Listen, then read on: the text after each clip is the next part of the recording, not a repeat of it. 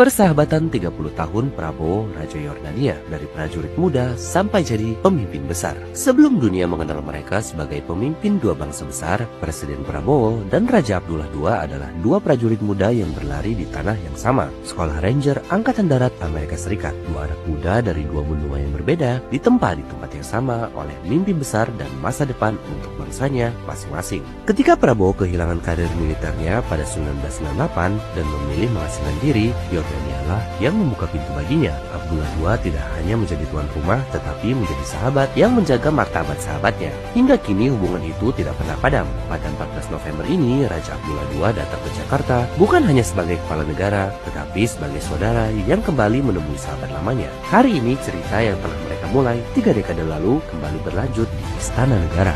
Salam Pancasila. Prabowo turun gunung periksa anggaran daerah. Pastikan uang rakyat tak tidur di bank.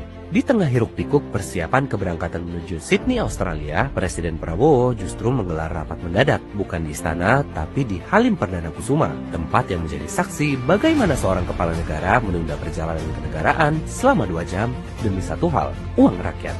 Kini Prabowo turun tangan langsung agar mempercepat realisasi belanja daerah. Ia memimpin rapat kabinet terbatas yang membahas hal paling mendasar, memastikan setiap rupiah uang rakyat digunakan tepat sasaran.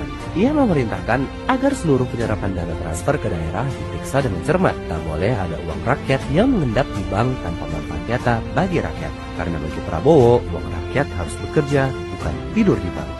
Dituduh dilaporkan data palsu ke PBB, BPS justru dapat penghargaan dari PBB. Ketika sebagian orang menebar ragu dan curiga terhadap integritas data BPS, ketika sebuah surat dilayangkan ke PBB untuk meminta audit terhadap BPS, justru BPS disambut dan dipuji oleh lembaga internasional. Di kantor UN Indonesia, PBB memberikan penghargaan dan pengakuan resmi atas peran BPS dalam membangun kebijakan nasional berbasis data dan bukti, atau evidence-based policy, sebuah pujian yang bukan sembarangan pujian. Tak berhenti di situ, Indonesia bahkan dipercaya menjadi tuan rumah UN Regional Big Data Hub for Asia Pacific, sebuah mandat besar yang hanya diberikan pada negara yang dianggap mampu mengelola data tingkat dunia. Apa yang selama ini mereka tuduhkan kepada BPS ternyata hanyalah khayalan, sebuah ketakutan yang tidak pernah didukung bukti. Di atas kapal perang, Prabowo dan Albanese lahirkan perjanjian keamanan Indonesia-Australia. Di atas geladak kapal perang, Presiden Prabowo Subianto dan Perdana Menteri Australia Anthony Albanese